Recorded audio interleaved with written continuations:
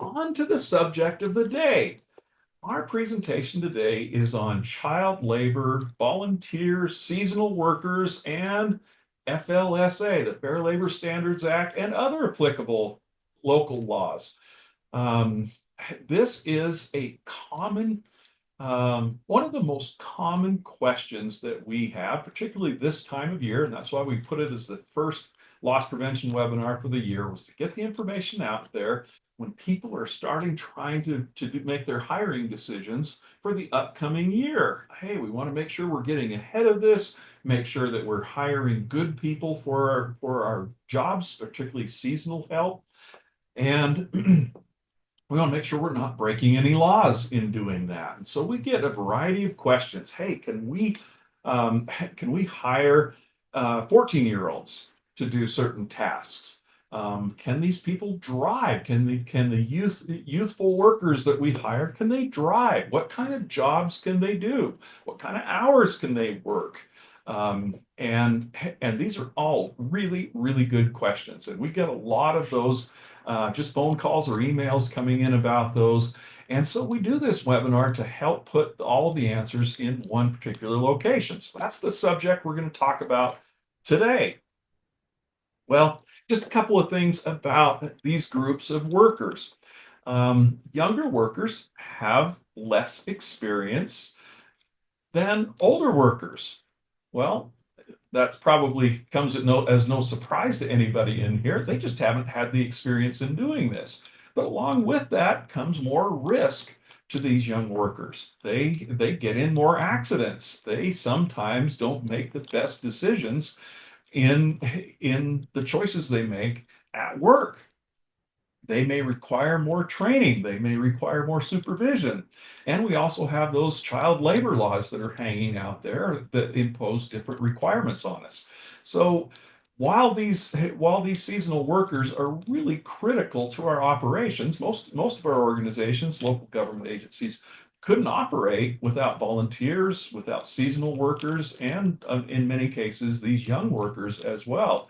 And so they're important. They're really critical to our operations. We've just got to do it right and know what some of the risks are when we look at hiring these folks. And you can see this in Mike's last presentation.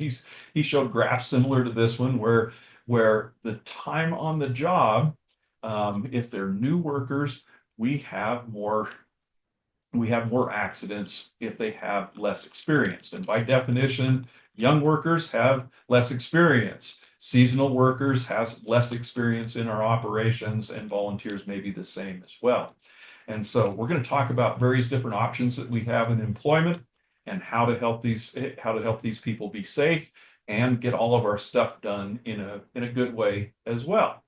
Well, these and well, let me go back and just talk about that. We have greater risk with seasonal workers, with volunteers, with youthful workers, because they represent our organization.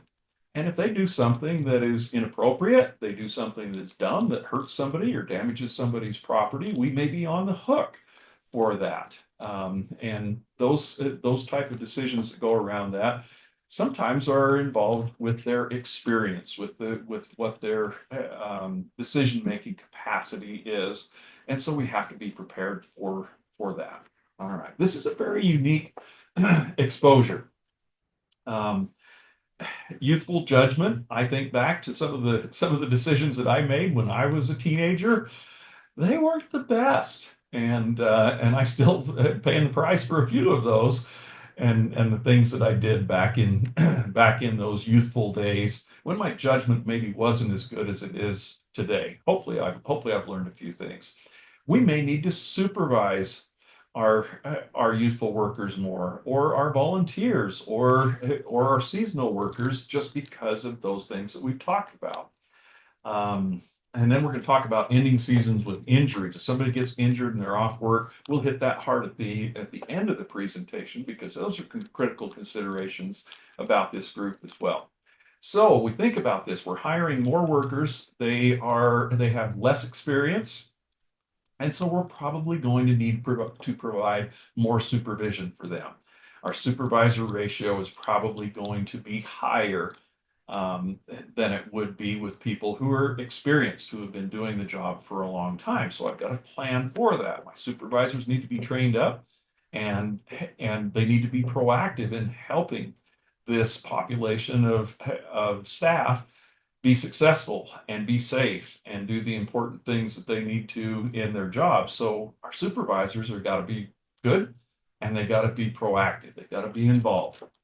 Um, Let's talk about temp agencies. Some of our members around the state will utilize temporary agencies, temporary employee agencies, to fill some of these seasonal roles. And that can be very successful for a lot of them. There's some good sides of a temp agency.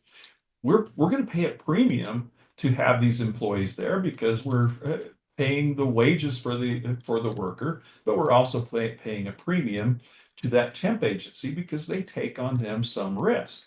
Temp agencies are great because it's super convenient. Hey, I need 6 people today, but I don't need them after this because we just have this big task that we need to do, and so I don't have to bring them back tomorrow because it's a temp agency. Or if they just don't work out, then I have the option to call the temp agency and say, don't send them back tomorrow. They're just not working out with their organization. We don't have to deal with termination and all of those things. And so and one other good positive thing about a temp agency is the temp agency bears the burden of workers' compensation risk. So if somebody gets injured, the temp agency, their insurance provider, is going to be covering that. And so it reduces your impact on your EMOD if some of these workers do get injured, and particularly if they get injured seriously.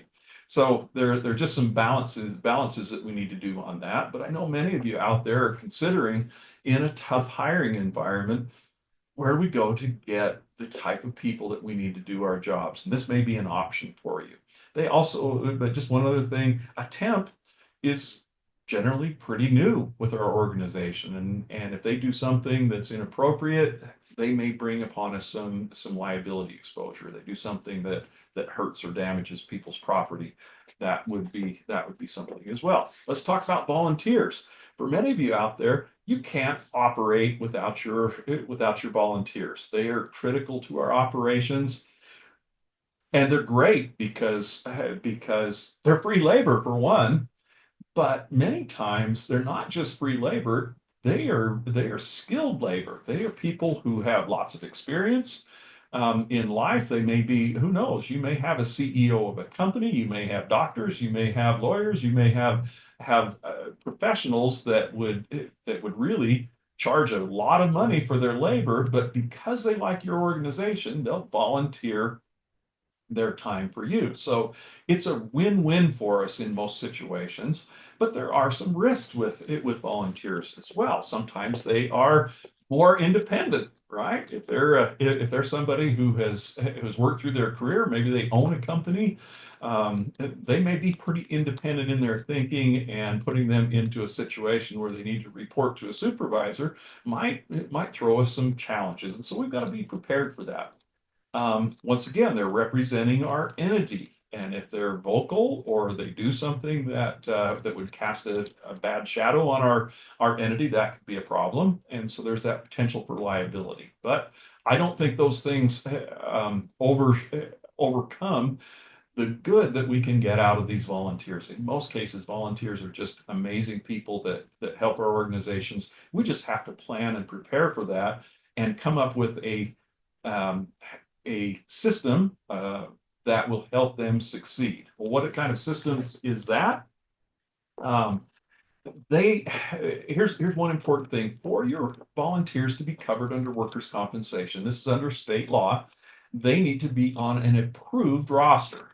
That means the chief executive of your organization has signed off on this list of volunteers. These are approved volunteers.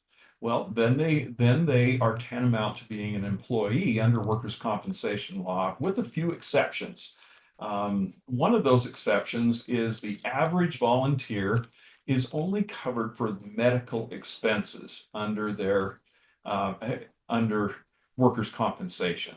Now, if they're a public safety employee, that would be law enforcement, fire and EMS. Those folks have the full coverage of workers' compensation. That means if they're injured to the point where they lose time off work, they're entitled to lost wages as well.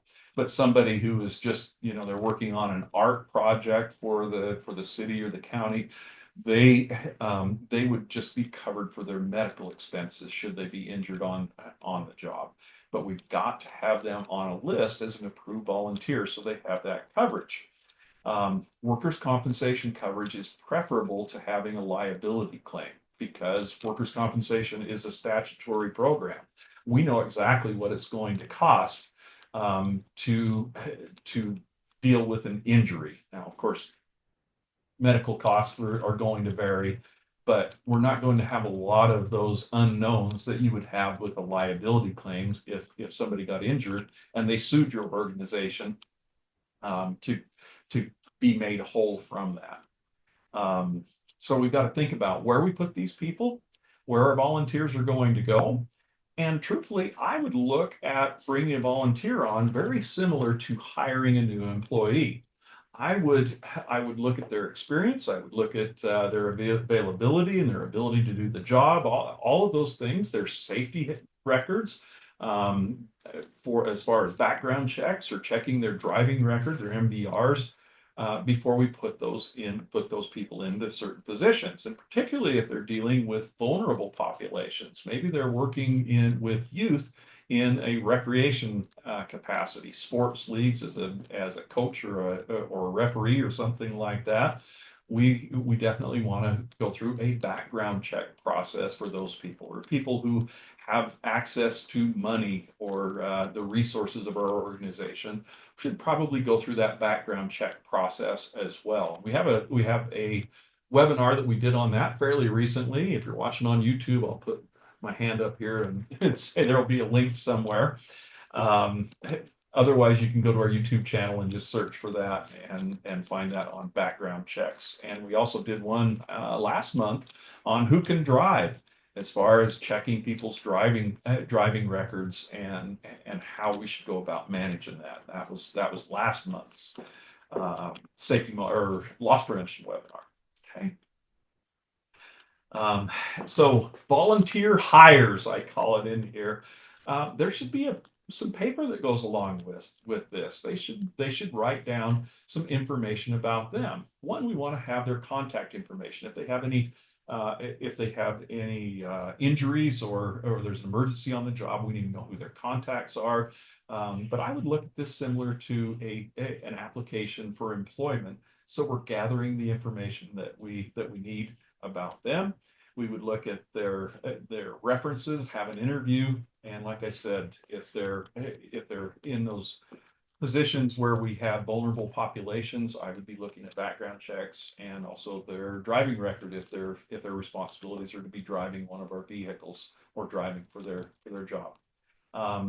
A job offer, I would probably have something like that as well, where we say, here's the operation, or here's what we're going to do, here's the description of the tasks that you would be performing as a volunteer, and we have some sort of a memo of understanding or an agreement as to what they're going to be doing. Now, I get that there are different types of volunteers. We're talking about the institutional volunteers that are going to be with us for a while.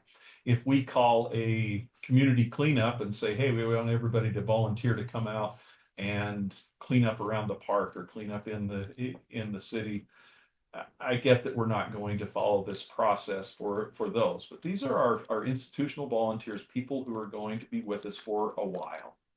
Okay? We want to help them get trained up, just like we would a new employee. Give them orientation and training and let them know what their responsibilities are, let them know what the risks of their job are, how to stay safe in doing that. All right. That's an important thing. Provide them proper personal protective equipment, training to do the tasks that they're going to do. I recently had a situation where I saw some volunteers were being requested to do a pretty dangerous task in one of our members in the state. And I gave him a call and said, you may want to reconsider having volunteers do that task because of the hazards associated with it. But if you want to have them do it, you need to go through the process of training them up and providing the person the proper personal protection, protective equipment, et cetera, et cetera. All right. Mike, we've covered that first section. We're going to dive into the child labor portion. Do we have any questions that have popped up so Yeah, far? yeah, there was. What if we use a religious group to organize a volunteer activity? Yeah, great question. And a lot of times these are great groups, whether it's religious or the Boy Scouts or the Girl Scouts or whatever that organization may be. We definitely want to have an agreement with that organization. We also want to know that they are taking the risk for that group that's coming in, that they have some sort of policy that is protecting that group. If there are volunteers, then we're on the hook there. But if somebody comes in and says, "Hey, we want to do this project," let's make sure that they are a bona fide group that has some level of protection there. So you're just not on the hook for whatever they do. So whoever owns the people per se, whoever's volunteers they are should be covering them, and that should be clear in our agreement with them. Okay. Anything else, Mike? Nope, that was it. All right, great. Now on to the exciting stuff. Child labor. We have kind of a dark history of child labor in this country. For many decades, there were kids put into sweatshops, put into really dangerous work, and many of them died or received serious injuries from that. And and our government said this is a problem and we shouldn't have that. And so they passed the Fair Labor Standards Act. And this was back in the 30s, I believe, when it was initially passed. And that is a federal law that gives restrictions around employing minors. And I'm talking youthful people, not minors in a mine somewhere.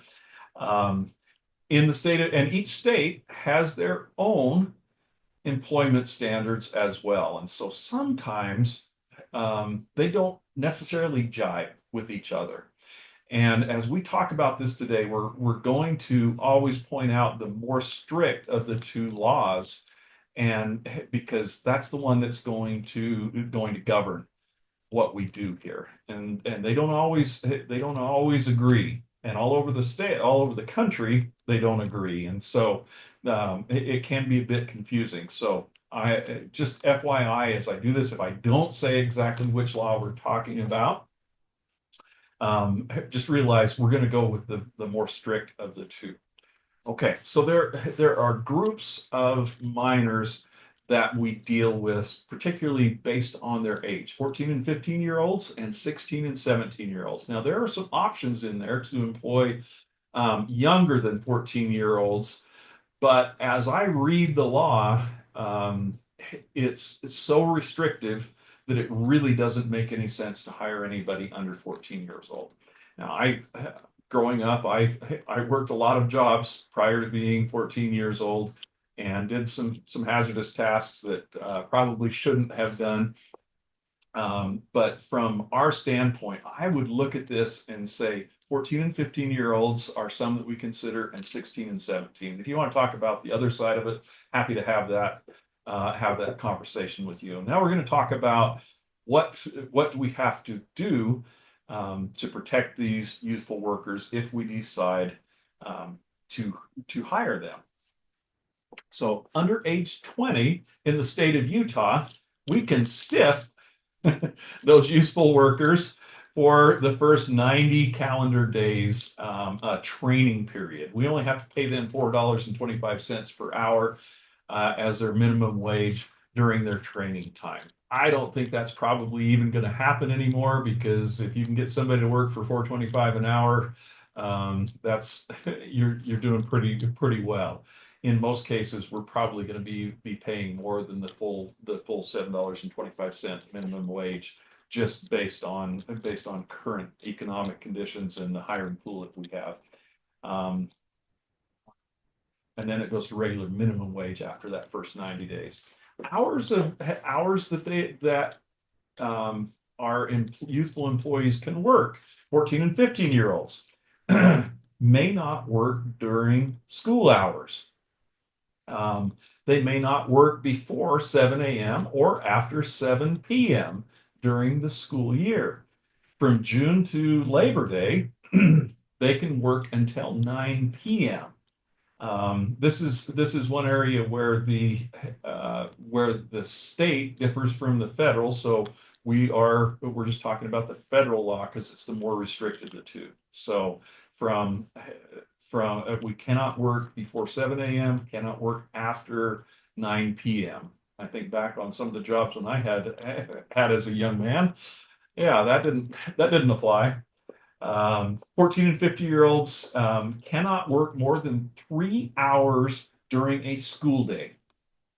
They cannot work more than 8 hours on a non-school day. So if you hire them to come in and work on Saturday, they can't work more than 8 hours. They can't work more than 18 hours during a school week, during the school year, and during the summer.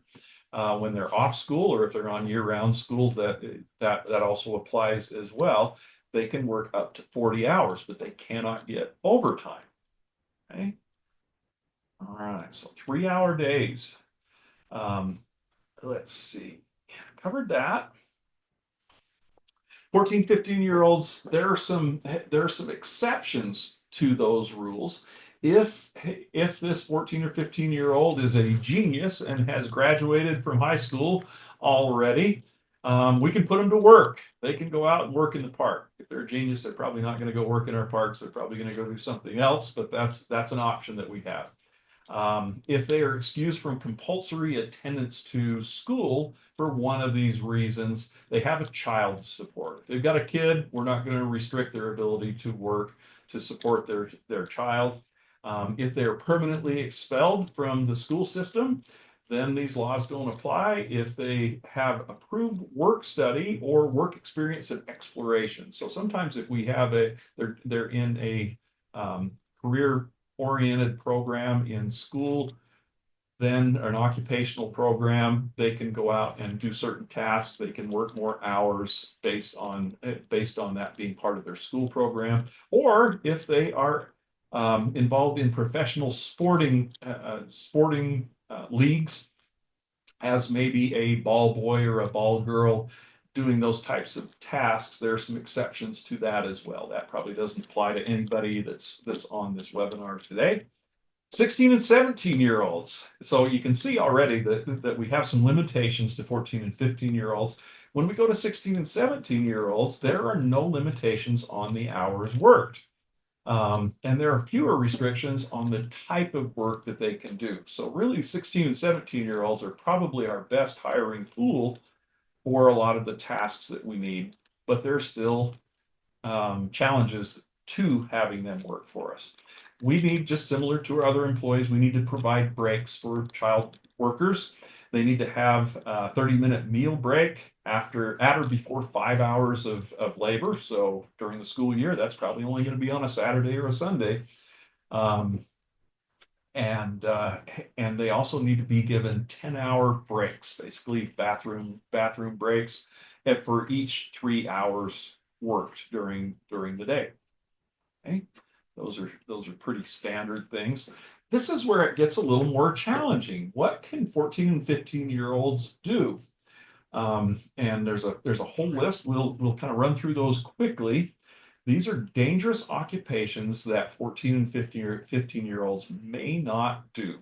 They can't be involved in manufacturing, mining, processing, hoisting apparatus. Those would be like cranes, forklifts, window washing, elevated work, and boiler and engine rooms, maintenance or repair of machinery equipment, operation of motor vehicles. So they can't drive, and that means even like ATVs.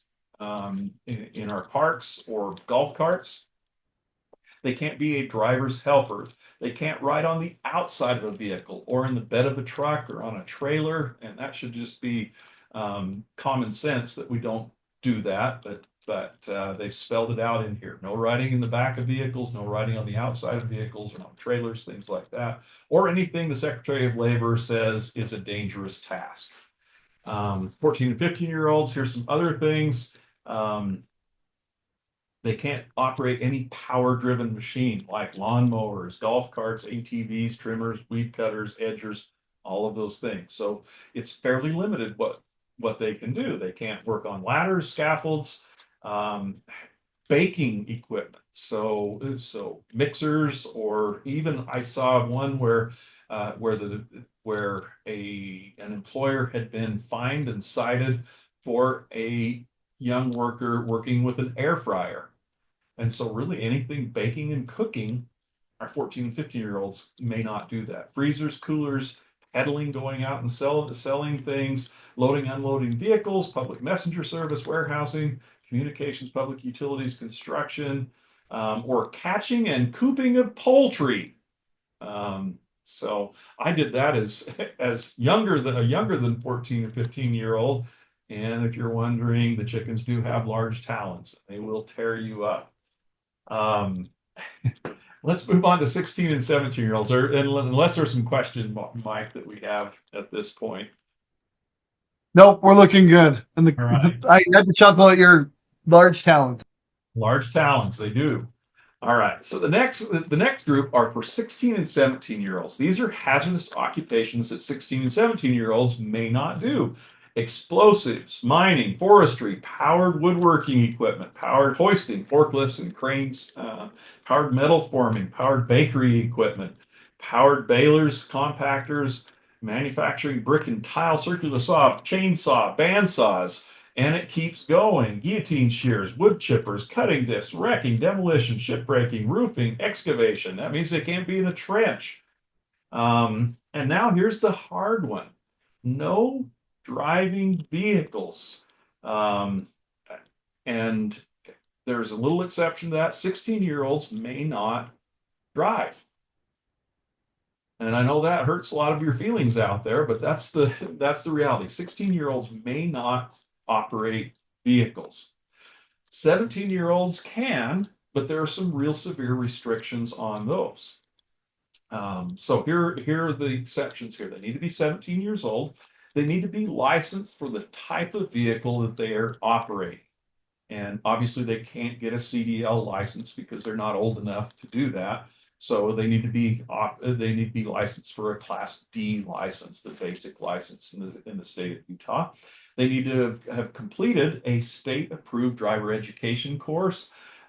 They cannot have any moving violations on their record. So if they do, they're out. Well, how do I know that? Well, talk to us, and we can help you with the motor vehicle record report for these youthful drivers as operators as well. They can't drive a vehicle that is greater than 6,000 pounds in weight, and so passenger cars and light trucks would be okay, but anything bigger is not allowed. They need to be required to wear seat belts for the driver and passenger, and their driving is incidental. This is the biggest part of the driving restriction. What does it mean to be incidental? Let's take a look at what it says. Let's give an example quickly. Let's say we hire somebody to be a park worker who is 17 years old. And part of their job is to go from park to park, to go and mow the lawns, trim, or whatever it is, empty the garbage cans, whatever their job is, they go from park to park and do that. And so part of the job requirement is driving from place to place. If you've got somebody that's taking them from place to place, no problem whatsoever. But if the requirement is that they need to be able to drive a vehicle, a pickup, to go from one park to the other, it has to be incidental. Incidental means it's less than a third of the workday is involved in driving. So would that work for our park employee? Well, if they drive to one park and it takes them 10 minutes to get there, they work 2 or 3 hours there, and then they go 10 minutes to the next park. and they do work 2 or 3 hours there and on down the line until their day is done. Well, that's less than a third of their day. It can't be the primary thing that they're doing. They can't be a delivery driver, right? That cannot exceed a fifth of the hours during their work week. They can't tow anything. It can only be an auto or a truck, no heavy equipment, no motorcycles, no ATVs. Uh-oh, no golf carts. Now, this is one that I know a lot of people have heartburn about, because if you have a golf course, a lot of times this is our hiring pool. We hire these youthful workers to come in, and when you get done with your round of golf, you drop your cart off, and these youthful workers will clean the garbage out of the cart, and they polish it up, and they get it ready for the next round of golfers to come through. And so you say we can't have them drive a golf cart. This is very specific in the federal regulations, and they have a guidance document on it. And it basically said there is an exception to this if they are not operating in the public right of way. If they're not on public roads, then they can operate golf carts. Well, that may be a challenge if they have to, many golf courses, you're crossing the public right of way to get from one side of the golf course, front nine to back nine. And so that may be a problem there. So I think we've got to be really careful about youthful workers, 17-year-olds in our golf operations as well. No route deliveries, no route sales, no transportation for hire. They can't be an Uber driver. They can't be hauling loads for pay. No time sensitive deliveries, no more than 3 passengers, maximum 30-mile radius. So they can only go 30 miles away from you at their center point of operations there. Okay, and only 2 trips per day if they're doing some sort of delivery. So really, really strong restrictions around that. And I know that's frustrating. These are not our rules. These are federal and state regulations that determine what they may or may not do. And I know that throws some monkey wrenches into some of your operations there. And we'd be happy to talk about, those what ifs or specific situations there. But these are the federal and state laws. All right. I wanted to hit one other. Can I jump in real quick, Jason? Absolutely. Got a couple of questions. Does the exception for golf carts apply to ATVs? Yes, ATVs would fit into that same category as driving. And so I know that's a challenge, but it's one of those things. If you're able to say we're not on public right of way, we're not driving on streets, then I think that you can make that work. And I think the next question kind of relates to that. If the 17-year-old is driving a Gator, like an ATV between the parks, does that count as an auto? Yeah, that, as I understand it, as I read that guidance document, that if we're on the public right of way, that's going to be the problem. And Right. I think there are problems with the law, because in my mind, somebody driving a golf cart around the golf course, from one side of the front nine to back nine, big deal, right? Now, is there some risk? Yeah, I'm crossing a public right of way.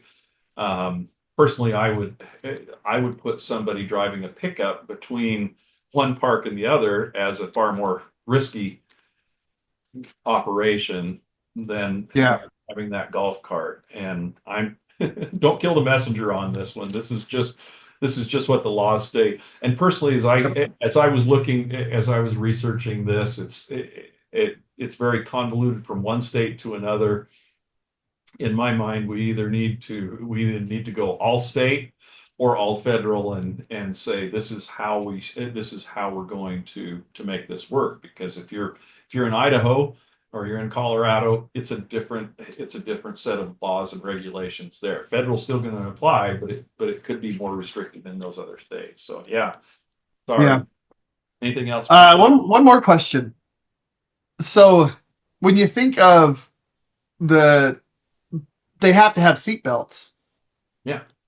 Golf carts, I mean, that rules golf carts out. When you think ATVs, four wheelers and things, that rules that out because they don't have seat belts.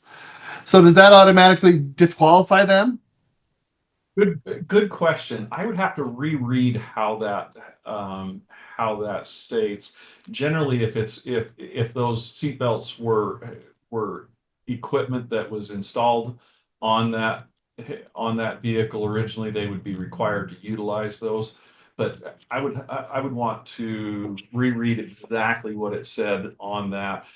I believe the seatbelt requirements are specifically talking about motor vehicles that we'd be operating on public That are road. equipped with seat belts out of Yeah, the factory. correct, correct. Okay. Okay, one other quick subject that I wanted to talk about was when we start dealing with seasonal employees, whatever their age, um, they have a limited time that they're going to be working for us. They come to work for us in the spring and they wrap up in the fall before at the end of summer. And a lot of them go back to school. Go somewhere else. And so we have this limited time frame. We have to be very careful of that. If some of these staff are injured when they're on the job, injured to the point where they're off work, or injured to the point where they have restrictions on what they can do at work. If we just terminate that worker, we really lose a lot of the control that we have over getting that person back to work. And it also could end up costing us a lot of money. If that person doesn't get back to work for years, it could end up hitting our EMOD and causing our premiums to go up for years into the future. And so we should always ask, don't just have a standard, everybody's terminated on September 1st. I would look at all of these situations, and if I have somebody who is on work restrictions or they're off work for work comp injury, let's have a conversation about that. Talk with the adjuster over the claim. Call and talk to Mike or myself or Jeff Rowley, our claims manager here at the trust, and let's discuss that because we may be able to keep that person on work and be able to get them healthy and get them back to work and not run into some of the complications that we could have if we just terminated them. And so think about that, offer some accommodations. Hey, you know what? We have a job. It may not be working at the park anymore, but we have a job and we will continue your employment. You'll be shelving books at the library, doing some other task like that. Now they may respond, well, I got to go back to school. I'm just seasonal, and then we make sure that we communicate to them. We have a job, and we will accommodate your light duty. All right, and if they refuse and they say, "Well, I quit," then there's potential that we don't have to continue to pay those benefits out. Now, definitely that's something we're going to have to work out with the adjusters and potentially attorneys on that. But don't be quick to just terminate everybody at the end of the season. Make sure that you understand who is on restrictions. If anybody's off work, don't just terminate their employment because the end of their time that we wanted them to work for us has passed. Let's be careful about that. Let them resign if they prefer to resign. That puts us in a better position as far as whether we have to continue those benefits or not. All right. The last slide on just a summary. Um, just remember, these new hires bring with them higher risk. And so we have to meet that risk with increased supervision, training, and really helping them be that good employee.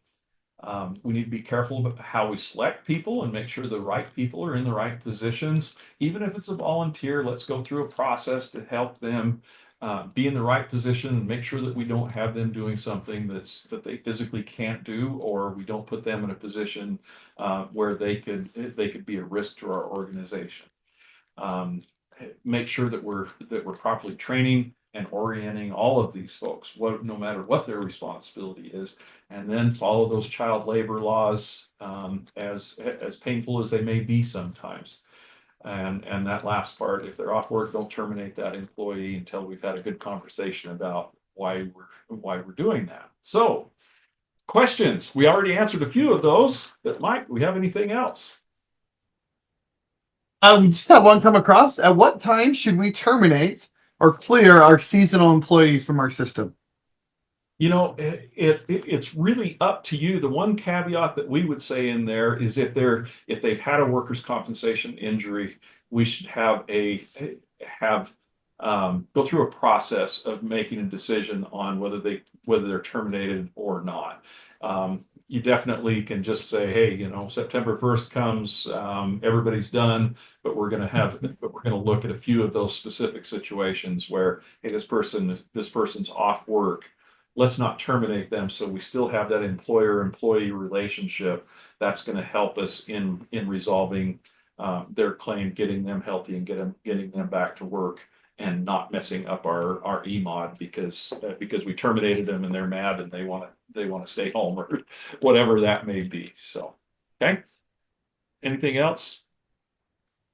Nope, that's all the questions so far. Folks, if you have anything, go ahead and type it here in the chat box and we'll get Jason to answer that for us. I mean, I thought this was fantastic, Jason. Really good, lots of really good information. We get, like Jason said at the beginning, we get a ton of questions on these things, on who can and can't do what, and what 16 and 17-year-olds can do. And this is all really, really great information. Encourage you, if you've got folks who are on your teams who are supervisors or others who have these kind of employees inside of their departments, give them the link for this one on our YouTube channel. Assign it to them in Treliant.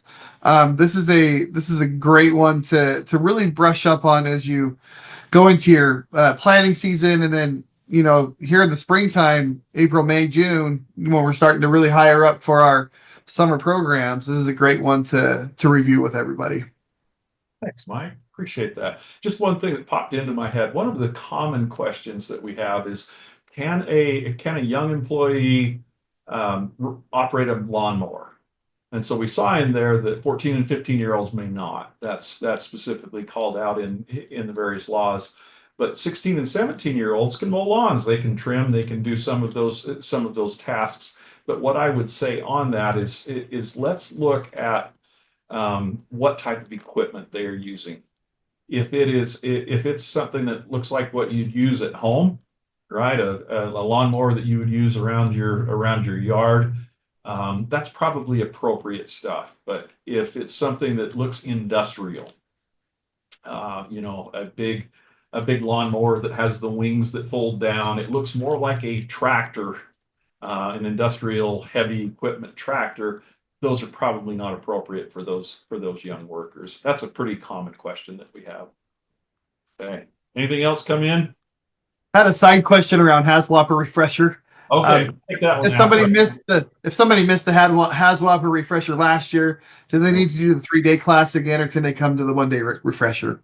You can have a conversation about that. OSHA says that you need to, if it's gone beyond a year, significantly beyond a year, you need to do the 3-day class. But there are some caveats in that, and if you want to give me a call, I'd be happy to walk you through those. So just to wrap up today, folks, thanks for all of your efforts out there.